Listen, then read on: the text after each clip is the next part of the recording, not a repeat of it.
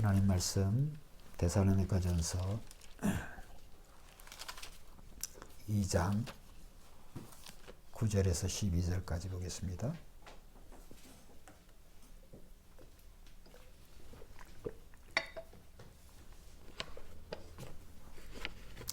절에서 12절.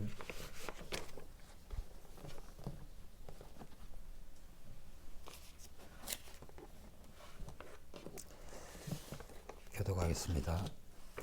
형제들아, 우리의 수고와 애쓴 것을 너희가 기억하리니 너희 아무에게도 폐를 끼치지 아니하려고 밤낮으로 일하면서 너희에게 하나님의 복음을 전하였노라.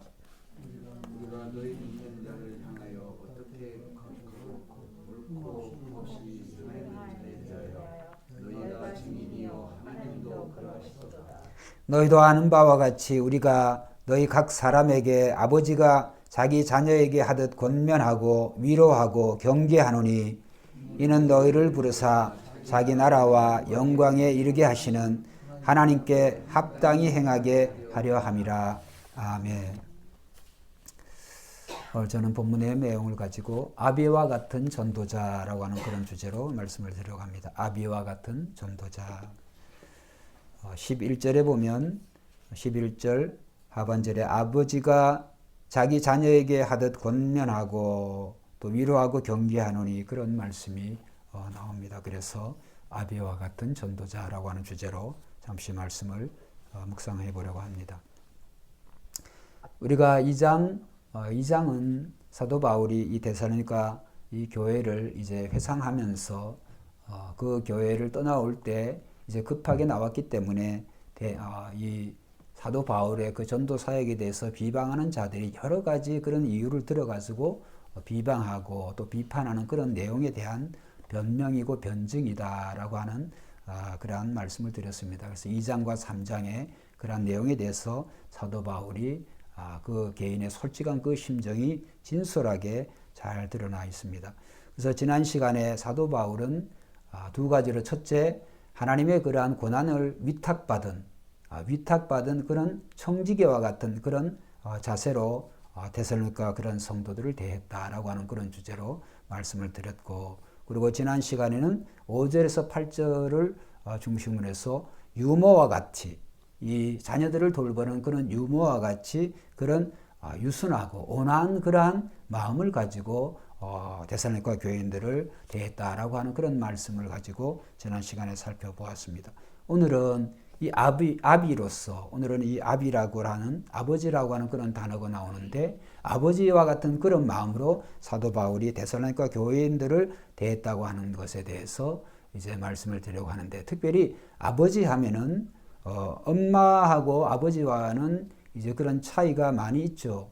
아무래도 이제 아버지는 그런 엄격과 엄격함과 그러한 어떤 위엄을 상징한다고 생각할 수가 있겠습니다. 그리고 가정을 이끌어가는 그 가장으로서의 그러한 책임, 그러니까 한 가정이 세워지면 그 가장은 그 아버지로서의 그러한 모습이 가장 이제 어울리는 것이죠. 그렇기 때문에 이제 데살로니가 교회 성도들을 대하는 그 사도 바울이 어떻게 되느냐, 아버지와 같은 그런 마음으로 성도들을 대했다. 그리고 앞에 이제 엄마와 같이, 이 유모와 같이 자녀들을 돌보는 것과 쌍을 이루어 가지고 7절에 보면 이제 유모에 대한 그런 말씀이 나오죠. 그래서 오늘은 이 아버지와 같은 그러한 마음을 가지고 이 데살로니가 교인들을 대했다라고 그렇게 말씀을 하고 있습니다. 그래서 그러면 어떤 모습이 아버지와 같이 그러한 모습이냐? 9절에 보면, 자, 9절 한번 읽어봅시다. 시작. 형제들아, 우리의 수고와 애쓴 것을 너희가 기억하리니 너희 아무에게도 폐를 끼치지 아니하려고 밤낮으로 일하면서 너희에게 하나님의 복음을 전하였노라. 아멘. 여기 마지막에 너희에게 하나님의 복음을 전하였노라. 이제 하나님의 복음을 전하기 위해서 그가 밤낮으로 일하면서 또 수고하고 애썼다. 이렇게 하면 대부분 아버지의 그 모습들이 그러죠. 아버지의 모습들이 복음을 전하는 전도자로서 사도 바울이 이런 아버지와 같은 그런 모습으로 이제 그러한 밤낮으로 일하면서 수고하고 애썼다. 그런데 이제 단어가 사도 바울이 수고하고 애썼다라고 하는 단어를 여기저기에서 같은 문장에서 여기서뿐만 아니라 다른 데에서도 그렇게 사용합니다. 고린도 교회에서도 그렇고 오늘 이 데살로니가 교회 이 전서에 뿐만이 아니라 데살로니가 후서 3장 8절에 보면 자기가 수고하고 애썼다. 그런데 이제 우리가 한글 성경의 이 번역이 수고라고 하는 말은 우리가 당연히 그가 이제 우리가 그런 어떤 노동의 그런 수고 또 땀 흘려 일하는 그런 노동의 그러한 수고를 의미한다라고 하는 것은 우리가 짐작할 수 있지만 애썼다라고 하는 단어가 이게 이제 해석이 원어의 해석하고는 조금 달라요.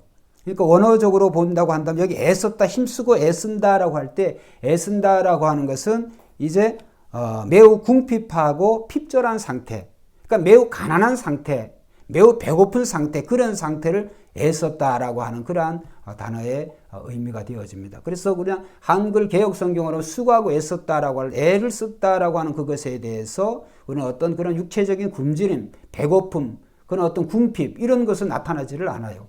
그래서 사도 바울이 여기 내가 수고하고 또 애를 썼다.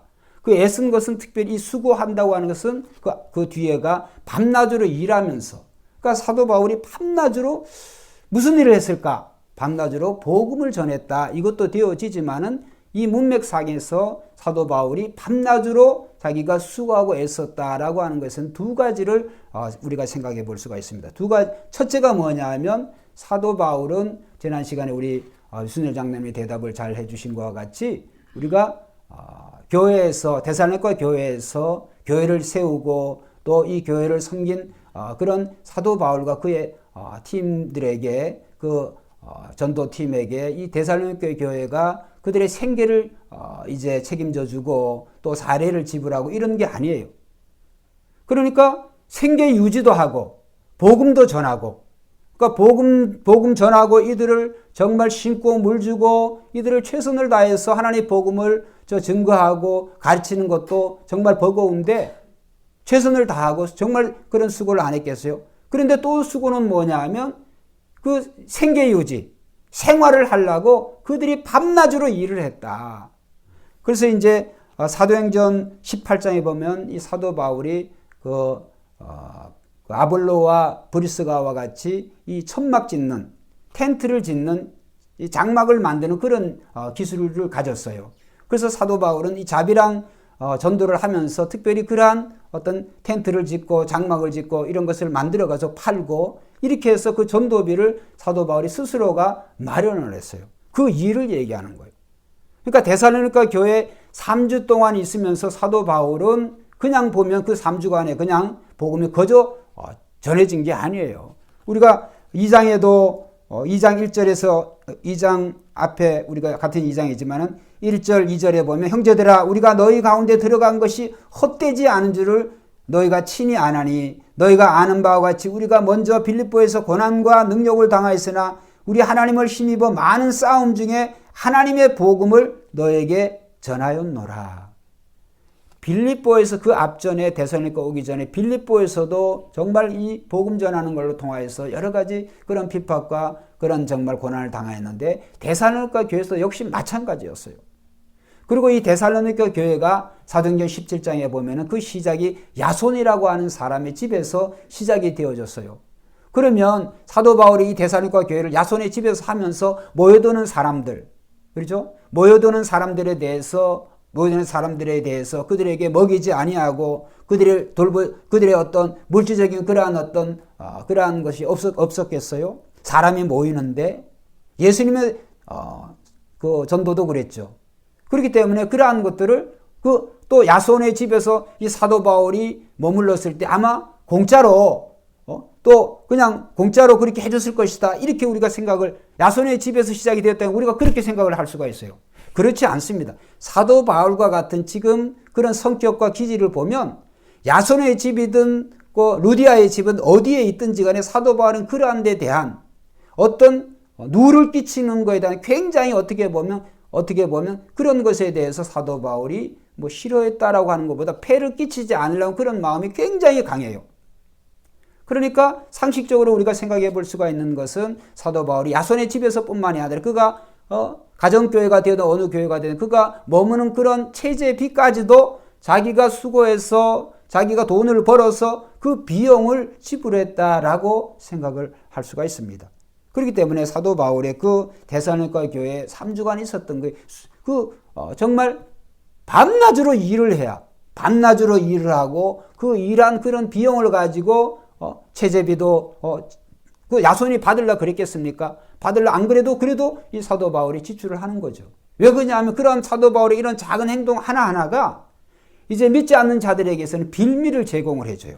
빌미를 제공해주고 또 이 전도자의 그 모습이라고 하는 것이 어떻게 하든지 사도 바울은 그 부활하신 예수 그리스도 자기에게 말씀을 주신 그 그리스도를 그대로 본받아서 하려고 하는 그런 마음이 누구보다도 사도 바울은 많기 때문에 그리고 예수님의 전도팀도 그랬죠. 예수님의 전도팀도 전부 다 대부분 다 그 예수님이 그 제자들이 뭐라 그럴까? 그 스스로의 그런 비용을 충당을 해서 물론 그 전도팀을 많은 그 여인들이 예수님의 그 복음 전도를 하는데 그런 사랑의 그런 사례를 한 것을 우리는 생각해 볼 수가 있습니다만 그거 얼마나 충분했겠어요.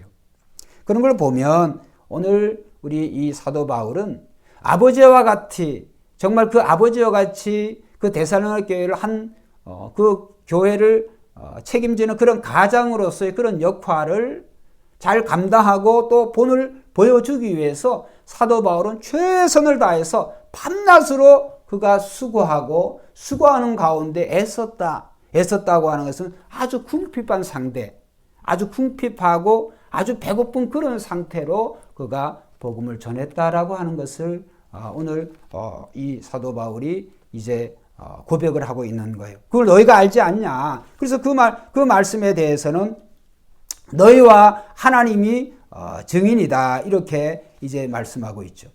그렇기 때문에 오늘 우리는 정말 사도 바울이 왜 이렇게 그러면 이렇게 요청도 좀 하고 꼭 그렇게 폐를 안 끼치고 누를 안 끼치고 그래야만 되나? 그런데 이제 우리가 한번 그런 것을 생각해 볼 수 있는 것은 데살로니가 교회가 아주 세워진 지가 오래되어졌고 어떤 이렇게 열매를 충분히 거둘 수 있는 그런 장성한 자였던 그런 교회라 그런다고 한다면 그런 것을 기대할 수가 있을지 모르지만은 첫 신앙이에요. 이제 교회가 세워진 지 얼마 되지도 않은 그러니까 이제 회신자들이 이제 처음으로 예수를 믿고 몰려든 그런 사람들로 이루어진 그런 데살로니가 교회.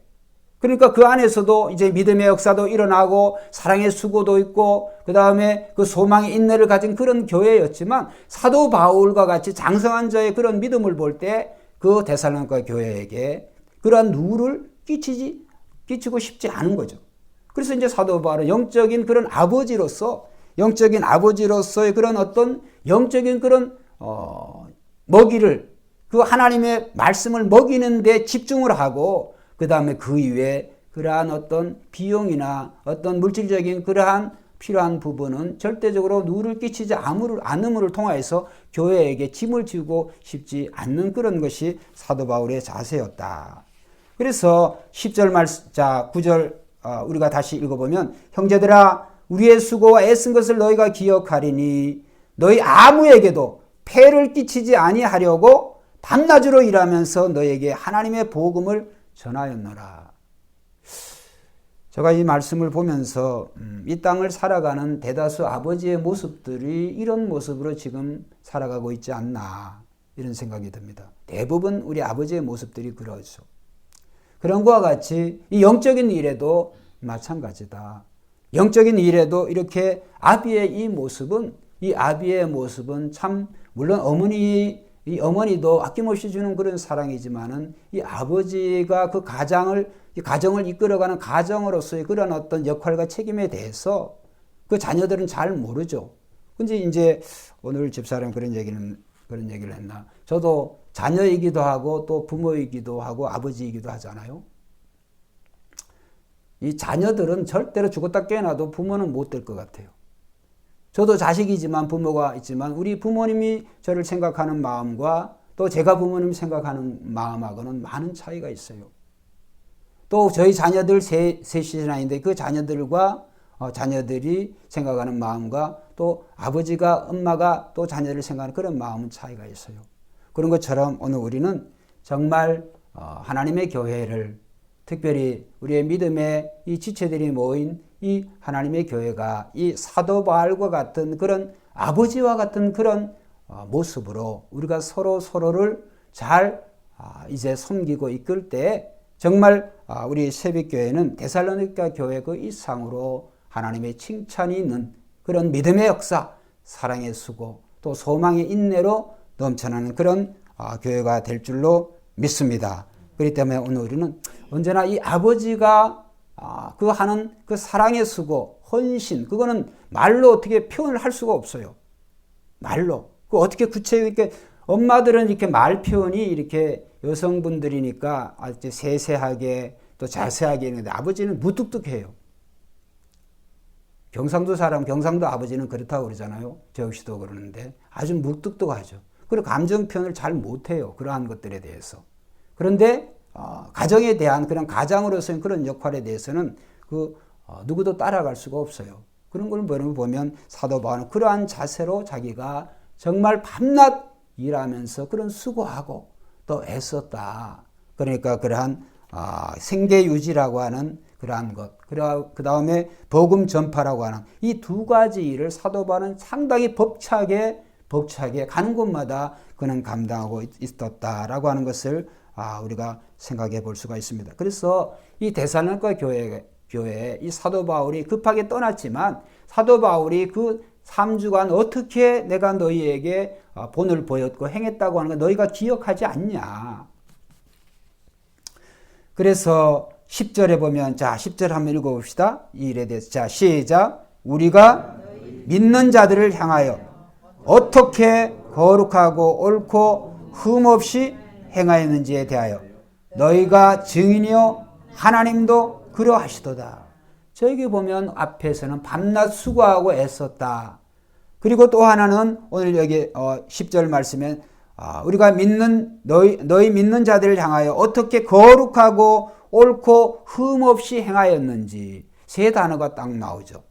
그 행하였는지에 대하여 너희가 증인이요 하나님도 그러하시도. 너희도 증인이고 하나님도 증인이다. 뭐에 대해서 우리가 옳고 내가 옳고 그 다음에 흠없이 또 거룩하게 행한 것에 대해서 너희도 증인이고 또 하나님이 증인이시다. 이렇게 말씀하고 있어요. 그럼 이 세 가지 중에서 이 단어들이 참 중요해요. 제일 중요한데 우선 순서상으로도 너희가 어떻게 첫째 뭐가 나왔어요? 거룩하고. 하나님께서 이제 레위기 우리 19장에서도 또 20장에도 있습니다만 하나님이 우리를 구원하신 것은 하나님이 거룩하신 같이 우리도 거룩한 자녀가 되기 위해서. 그러니까 세상에서 참 이 죄로 타락한 그런 세상에서 하나님이 죄와는 상관이 없는 거룩하신 분이시기 때문에 하나님의 자녀가 되려고 한다면 거룩해야 되는 거예요. 그래서 내가 거룩하니 너희도 거룩할지어다. 그러니까 구원의 목적은 뭐냐? 하나님이 거룩하신 것 같이 우리가 거룩하게 되어지는 것이 거룩한 백성, 거룩한 자녀가 되는 것이 구원의 목적이에요. 할렐루야. 구원의 목적이 뭐냐? 내가 잘 먹고 잘 살고 또 이 세상의 부귀영 그런 게 아니에요. 하나님같이 되어지는 거예요. 근데 하나님과 같이 되는 하나님의 대표적이고 본질적인 그 속성 가운데 가장 중요한 것이 거룩이에요. 거룩하신다. 요한계시록에 보면 이제 그 하나님의 보좌 위에 보좌 주변에 여러 많은 생물들, 여러 많은 천사들이 있는데 늘 한 단어를 하나님에 대해서 찬양하고 찬송하는 단어가 뭐 하시도다? 뭐 하시도다? 거룩하시도다, 거룩하시다, 거룩하시다. 올릴 수 있는 찬송이 하나님이 거룩하시다는 거예요. 피조물들은 하나님 앞에 가면 딱 이 단어, 하나님의 거룩하심에 대해서 이 피조물과 하나님은 구별을 되어져요. 그러니까 우리가 아무리 거룩하다고 할지라도 하나님 앞에 가면 나는 죄인으로서이다. 주여 나를 떠나소서. 이런 상대적인 거룩밖에 안 되어져요. 근데 이제 우리가 그러한 것에 대해서 자기 의가 살아남아가지고 다른 사람과 비교를 할 때 좀 우리가 좀 나기 자신이 좀 거룩한 모습을 한 것 같은, 그거 아무것도 안 해. 거룩은 하나님의 대표적인 속성이기 때문에 오늘 우리는 늘 세상에서도 뿐만이 아니라 우리는 이 거룩이라는 단어는 나와 하나님 사이에, 하나님 앞에서의 내가 어떤 존재로 살아가야 되는가, 어떤 존재로 살아가기를 원하시는가, 거기에 대해서 하나님이 거룩하시기 때문에 우리도 거룩해야 된다. 그래서 거룩할지어다. 그렇기 때문에 거룩은 하나님이 우리를 구원하신 그러한 최고의 또 제1의 목적이다. 하나님이 우리를 부르심은 거룩하게 하시려. 자, 한번 찾아보겠습니다. 에베소서 1장 그 앞에 있어요. 바로 데살로니가서 앞에, 골로새 앞에, 에베소, 빌립보 나오죠. 에베소.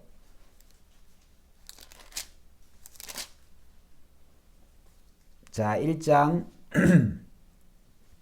3절에서부터 5절까지 한번 읽어보겠습니다. 찬송하리로다. 시작. 찬송하리로다.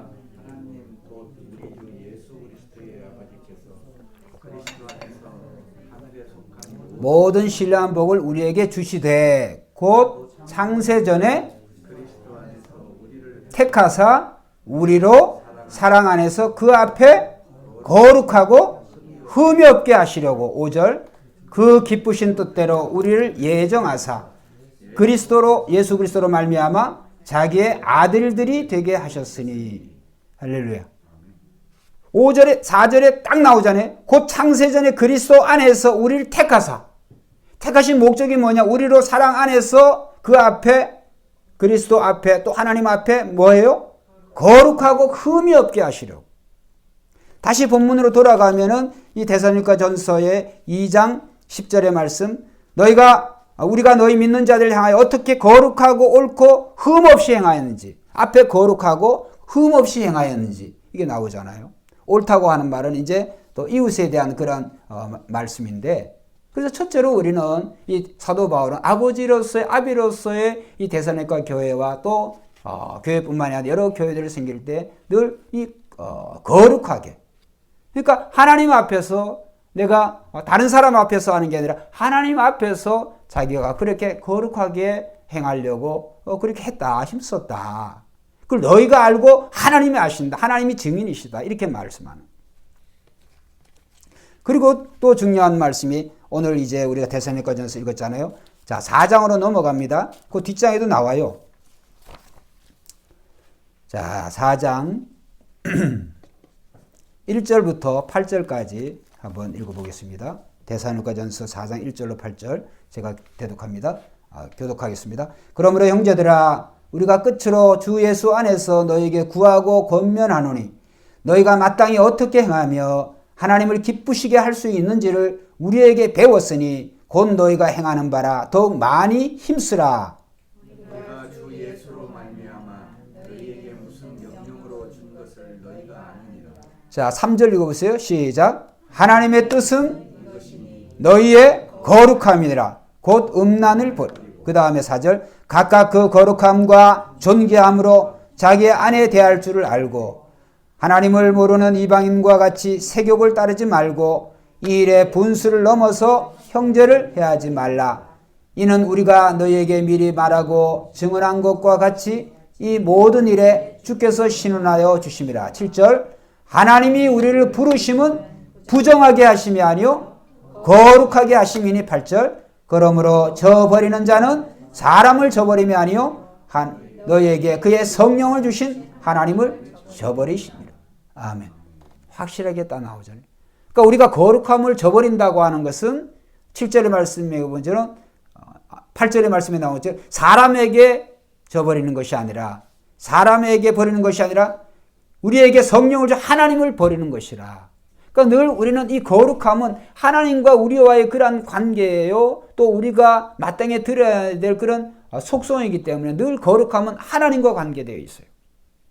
그래서 우리는 이런 어떤 경건의 연습을 통하여서 아무리 많이 기도하고 아무리 많이 말씀 보고 아무리 천사의 말을 한다고 할지라도 그러한 거룩은 하나님 앞에 하나님에 대한 것이 다른 사람과 다른 지체들과 비교해서 나의 어떤 그런 우월한 것을 의로 나타낼 수 있는 그런 것은 절대로 사용하면 안 되어지고 그건 하나님이 기뻐하시는 것이 아니다.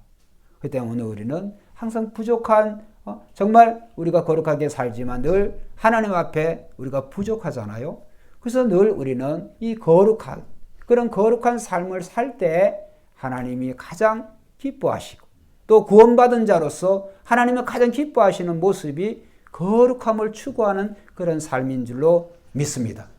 그래서 우리는 늘 거룩함을 추구합니다. 그래서 천사들도 또 이 영물들도 거룩하다.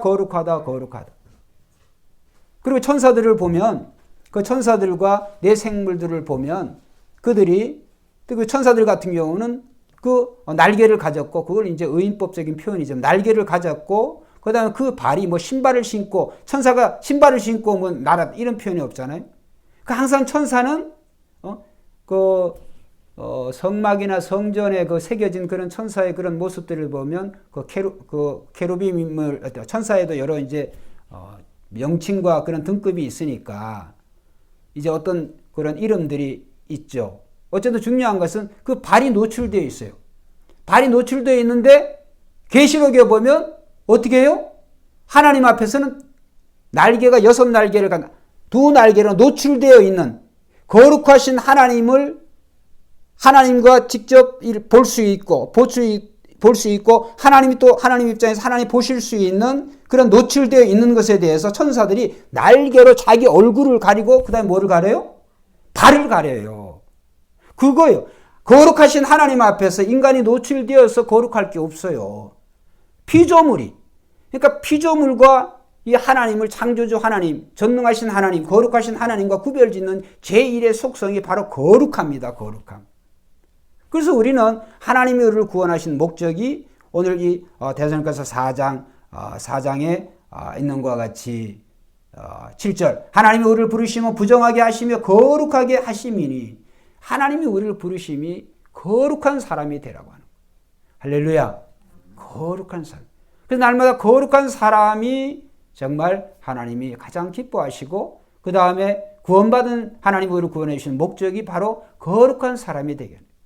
그래서 이스라엘 민족이 하나님 너희는 거룩한 백성이요. 거룩한 백성. 이런 말씀을 이런 단어를 많이 사용해요. 거룩한 백성. 이는 하나님의 거룩한 백성이 되어졌다.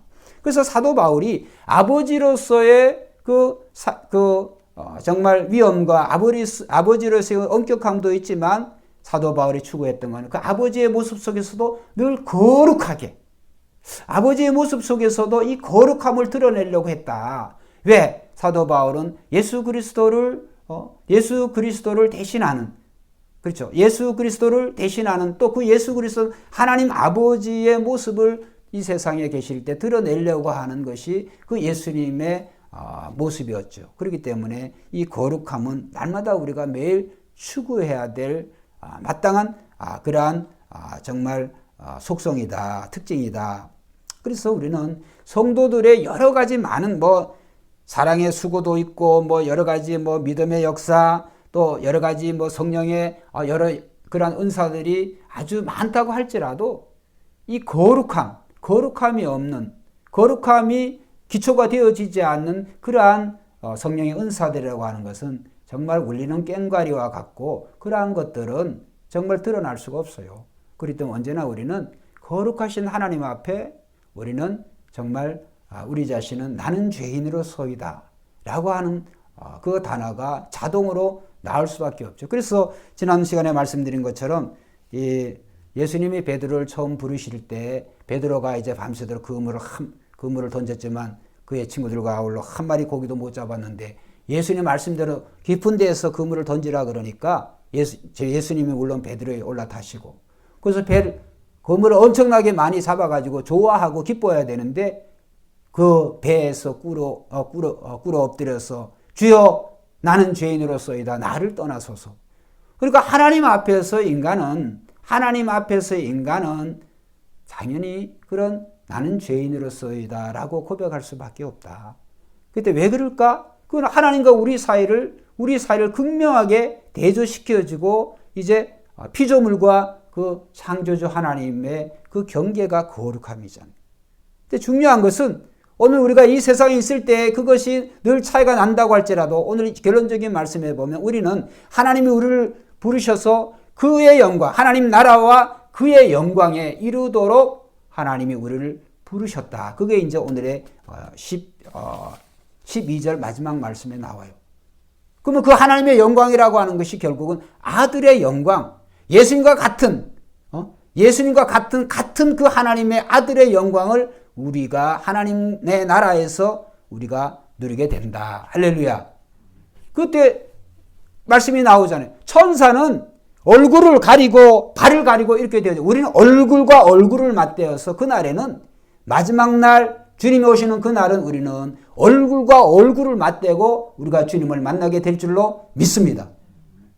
다른 거예요. 다른 거예요. 그래서 우리가 예수를 믿고 하나님의 자녀가 됐다고 하는 거 엄청난 그런 축복과 엄청난 그런 특권이 알 수가 없어요. 천사, 그래서 찬송에 보면 천사가 흠모할 만한 그런 직분이다. 그런데 그것을 이제 우리가 살아가는 동안에 우리가 이 세상에 그냥 먹고 사는 것들에 그냥 물질적이고 세속적인 세상적인 어떤 그런 것과 가지고 하나님이 우리를 구원해 주시는 그러한 어떤 축복, 그런 축복인 양, 물론 축복의 부스러기는 되어주죠. 그 축복의 본질은 되어주지가 않아요. 그래서 하나님이 우리를 부르신 것은 하나님의 아들과 같은 그런 권한으로, 그런 자녀로 우리를 불러주셔서, 그래서 부르심의 목적대로 우리는 늘 거룩한 삶을 살아야 된다. 그래서 사도 바울은 이 거룩함을 첫째 이 데살로니가 교회가 내가 너에게 어떻게 거룩하게 내가 행했는지 너희가 증인이고 하나님도 증인이다. 이런 말씀을 드리고, 그 다음에 두 번째로 오름, 내가 거룩하고 그 다음에 이제 옳고, 이 오름이라고 하는 것은 한번 따라합시다. 이웃과의 관계. 늘 우리는 이웃과의 관계, 그러니까 하나님과의 관계에서는 거룩함, 우리 이웃과의 관계는 오름, 바른 행동, 이제 옳고 또 바른 행동, 그거는 이제 바로 이웃 사랑으로 우리가 표현을 할 수가 있어요. 그래서 이웃과의 관계에서는 늘 우리는 이 옳은 행동, 바른 행동, 그러니까 바른 행동이라고 하는 것은 우리가 내 중심이 아니라 언제든지 그리스도 중심, 나의 눈이 아니라 그리스도의 시각으로 우리가 형제를 대할 때 우리가 바른 행동이 되어질 수가 있어요. 그리스도께서 나를 사랑하신 것 같이 우리도 우리의 형제들을, 지체들을 마땅히 그러한 시각으로 사랑해야 된다는 거죠. 그렇기 때문에 오늘 언제나 우리가 바른 행동이 되려고 그런다면 우리는 그리스도의 모습, 그리스도의 섬김과 그리스도의 그러한 행동으로 우리가 대할 때 바른 행동, 옳은 게 될 수가 있어요. 옳은 행동이 될 수가 있어요. 그래서 여러분, 우리 각각이 옳고 그런 기준이 우리 자신이 되어오면 세상에 옳고 그름에 절대치가 없어요. 자가, 여러분들 이제 30cm 자, 문방구에서 이렇게 팔고, 이렇게 더 큰 것도 팔고, 줄자 이런 거 보면 그 자가 정확한 것 같죠? 그것도 현미경으로 쫙 떼보면은 절대적인 자라고 하는 게 없어요. 절대적인 자라고 하는 게. 그러면 절대적인 자가 있어야, 길다, 짧다, 어떤 기준이 생겨지게 되잖아요. 그런 것과 같이 오늘 절대적인 우리 오름의 표정은 예수 그리스도예요. 절대적인 우리의 삶의 모습, 이웃과의 관계는 어떻게 해라? 예수 그리스도처럼 우리가 해야 된다. 그래서 예수 그리스도를 통하여서 예수님이 어떻게 형제들을 어떻게, 교회를 어떻게, 제자들을, 사람들을 사랑했는지 거기에 대해서 우리가 말씀을 통해서 배우는 것이죠. 그렇기 때문에 주님처럼 행하는 것이 옳은 행동, 의로운 행동, 바른 행동인 줄로 믿습니다. 그걸 얘기하는 거예요. 그러니까 사도 바울은 하나님에 대해서 늘 거룩하게 그렇게 살려고 했고, 그 다음에 교우들에게, 성도들에게, 이웃에게는 늘 옳게, 바르게 그렇게 행하려고 노력했다. 그 다음에 세 번째는 뭐예요? 거룩하고 아까 흠이 없는, 그러니까 무흠이라고, 흠이 없게 행하려고 했다.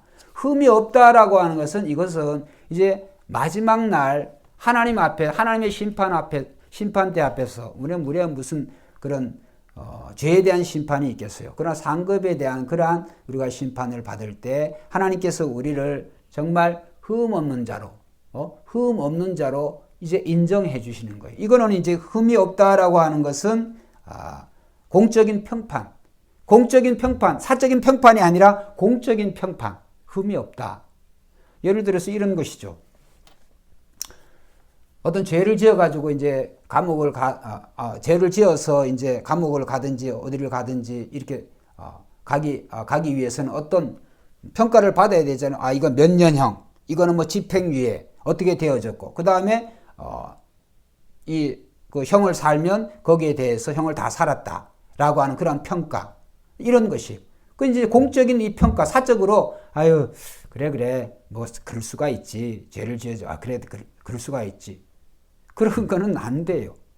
그 어떤 평가의 기준도 평가의 사적인 것이라 공적인 평가인데 여기에 내가 흠 없이 행했다고 하는 것은 사도 바울이 이게 현재 시점은 흠이 없이 행하려고 노력하는 거지만 이것은 마지막 날 늘 사도 바울은 이 종말의 마지막 날에 주님이 인정해 주시는 흠 없다라고 하는 그것을 예상해 두고 사도 바울이 표현을 하는 거예요.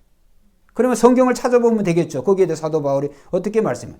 자, 데살로니가전서 3장 13절 한 장 넘어가지고 감사하게도 여기에 여러 번 쓰고 있어요. 자, 12절 13절 한번 읽어봅시다. 시작. 또 주께서 너희도 피차간에 자, 여기 나오죠. 옳음에 대해, 바른 행동에 대해서 그래서 했어요. 그 다음에 13절 시작. 너의 마음을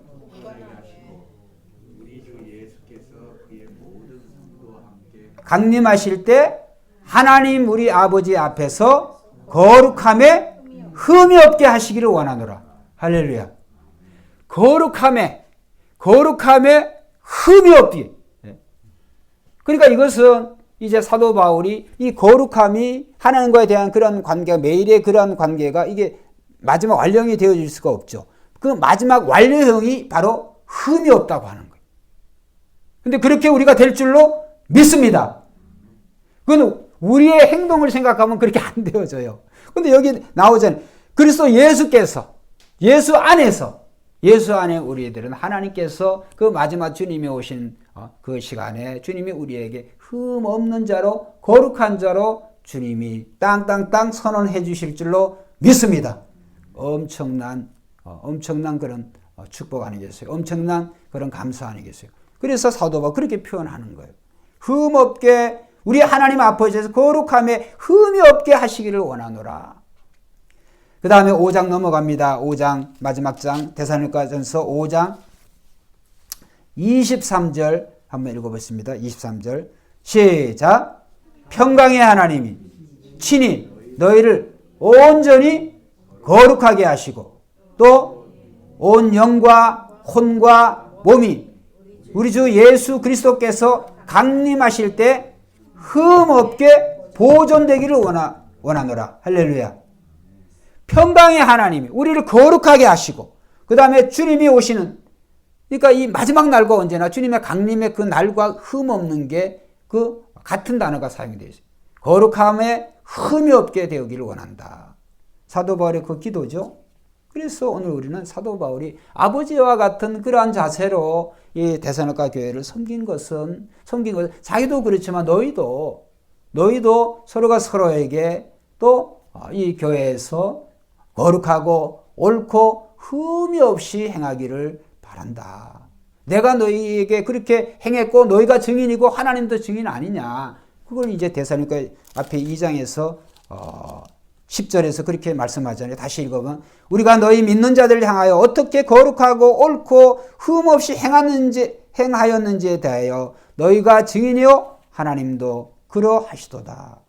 자, 11절 한번 읽어봅시다. 시작. 너희도 자 데살로니가서 2장 다시 넘어와서 본문으로 2장 11절 시작. 너희도 아는 바와 같이 우리가 각 사람에게 아버지가 자기 자녀에게 권면하고 위로하고 경계하노니 12절 이는 너희를 부르사 자기 나라와 영광에 이르게 하시는 하나님께 합당히 행하게 하려 함이라.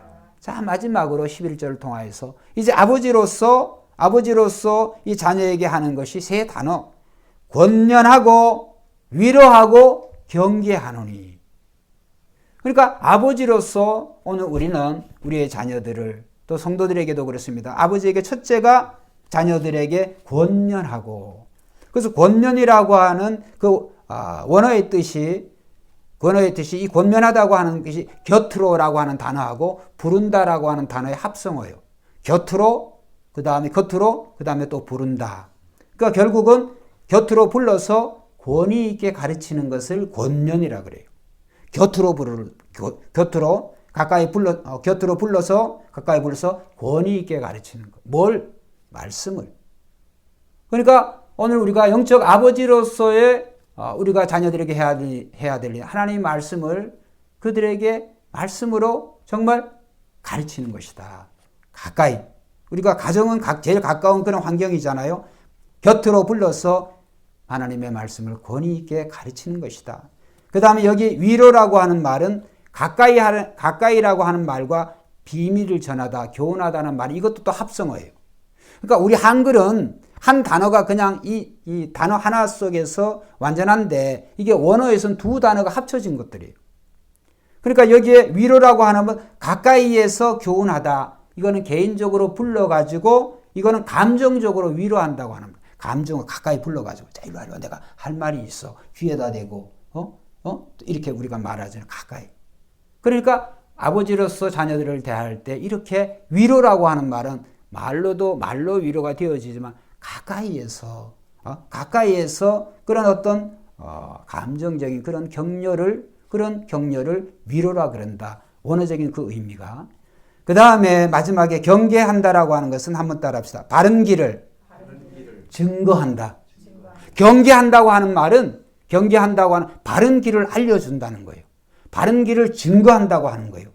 세상에는 이렇게 여러 길이 많이 있어. 근데 예수님께서 그 많은 길 중에 한 길이 아니라 예수님이 유일한 길이야. 유일한 생명이야. 유일한 진리야. 이것이 아비로서의 우리의 자녀들을 가르쳐야 된다는 거예요. 그리고 예수님 자신이 말씀해 주셨죠. 요한복음 14장에 있죠. 내가 곧 그 길이요. 그 진리요. 그 생명이다. 그 원어에 보면 그렇단 말이에요. I am a way가 I am the way. 정관사 더가 붙였어요. 하나밖에 없어요. 유일한. 그렇기 때문에 오늘 우리는 아버지로서의 그런 역할을 사도 바울이 정말 그들을 권면하고 그 다음에 위로하고 경계했다. 자, 그렇게 한 목적은 뭐냐 하면 12절에 우리가 읽었습니다. 이는 그러므로 이런 말이죠. 너희를 부르사 자기 나라와 자기 나라는 어디니? 하나님의 나라를 얘기죠. 권면하고 또 경계하고 위로한 것은 너희를 부르사 하나님 나라와 영광에 이르게 하시는 하나님께 합당히 행하게 하려 함이니라. 하나님의 나라의 주인은 하나님이신 줄로 믿습니다. 그래서 그 하나님 앞에 합당히 행하게 하기 위해서 오늘 우리는 하나님이 우리를 부르셨다. 그 부르셨기 때문에 우리가 매일매일 살아갈 때 우리가 아비로서 우리 자녀들을 잘 권면하고 위로하고 그 다음에 그들을 잘 경계해야 된다. 경계한다고 하는 것은 바른 길을 알려준다고 그랬잖아요. 지도한다고 하는 그런 거잖아요. 자, 그런데 오늘 참고적으로 그러니까 참 이 원어 공부를 하면 재밌어요. 재미있고 참 신비한 게 많고. 여기 12절에 이는 너희를 부르사라고 하는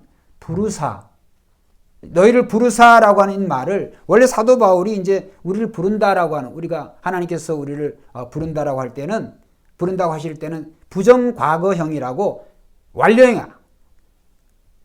단 한 번에 이건 회심과 같아요. 하나님이 우리를 부르신 거 여러 번 부르는 게 아니라 단 한 번으로 하나님이 부르심으로써 우리가 하나님의 자녀가 된 줄로 믿습니다. 근데 여기 부르사라고 하는 것은 계속적인 걸 얘기하는 거예요. 계속적으로 하나님이 우리를 부르셔. 그러니까 이것은 단 한 번으로 부르시는 것을 우리가 신학적인 용어로 칭의는 단 한 번이에요. 구원은 이미 받은 줄로 믿습니다. 근데 여기 하나님이 계속적으로 구원을 이루어 가라. 우리가 이루어야 되는 그런 구원은 뭐냐 하면 이건 성화예요. 날마다 성도가 하나님이 거룩하신 같이 우리도 날마다 거룩하려고 노력하는 그런 성화의 과정을 우리가 거쳐야 돼요. 반드시 우리는 성화, 그 거룩함을 날마다 추구하며 사는 것이 이게 이제 우리가 성화의 과정이에요. 그 다음에 너희가 구원을 이룰 것이다. 미래형이 있어요. 그러니까 구원도 받았다. 그 다음에 지금 이루어가라. 그 다음에 이루어질 것이다. 이루어질 것이라는 것, 이루어질 것이라는 건 이제 완전한, 한번 따라서 영화의 단계라고 그래요. 영화의 단계가 바로 예수 그리스도의 단계가 영화의 단계예요. 그렇기 때문에 하나님이 우리를 부르신 것은 오늘도 12절은 하나님이 이는 너희를 부르나 계속적으로 우리를 부르시는 거예요. 뭐 하라고? 거룩하라고. 거룩함을 추구하고 날마다 성화에 추구하고 또 그러므로 말미암아서 결국에 우리가 하나님 나라와 그 다음에 하나님 앞에서 그 영광에 이르게 하도록. 할렐루야. 그래서 결국은 참 이 구원을 하나님 우리에 주시고 또 이 구원을 통하여서 우리가 개인적으로라도 얼마나 이것이 큰 감사와 감격이에요. 그런데도 불구하고 우리는 언제나 복음은 쌍방향적인 것이다. 수직적으로 하나님과의 우리의 관계에서 하나님 우리를 부르시고 하나님 부르신 사람들은 반드시 우리의 이웃에 대해서 우리의 가족에 대해서 우리의 일가친척 권속에 대해서 반드시 책임의식을 가지고 이 수평적인 이 축인 형제 사랑으로 나아가지 않으면 이 수직적인 하나님과의 우리의 그 사랑에 대해서 우리는 퀘스천을 붙여야 돼요. 의문사항. 예수님이 하나님과의 관계에서 완벽하셨습니다. 그런데 그 예수님이 우리를 친구라고 부르시고 예수님께서 가장 큰 사랑이 사람이 친구를 위해서 목숨을 버리는 사랑이 가장 큰 사랑이라고 그랬어요. 그거는 형제 사랑을 얘기하는 거예요. 그러니까 복음은 내가 구원을 받고 내가 복음을 통하여서 내가 하나님의 자녀가 됐다고 한다면 반드시 내가 받은 복음을 우리는 나를 통하여서 이웃 사랑으로 우리가 증거할 때 그 하나님의 사랑이 이웃 사랑과 아울러 우리의 그 하나님의 사랑과 이웃 사랑이 하나가 되어서 완전하게 되어지는 것이.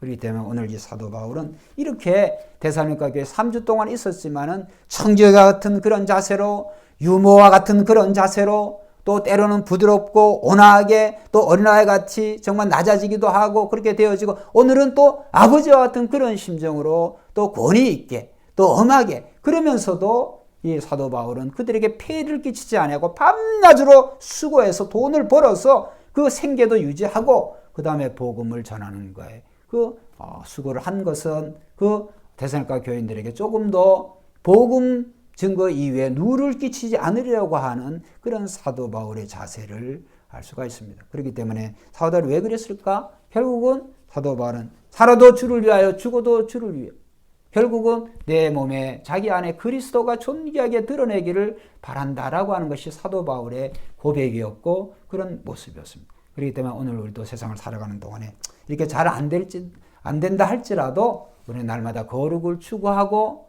그 다음에 이웃과의 관계에서 우리는 늘 의롭게 바르게 생활을 하고 그 다음에 우리가 정말로 하나님 앞에 우리가 설 때 무음하게 되기는 정말 흠이 없게 되기를 주의 이름으로 축원드립니다. 기도드립니다.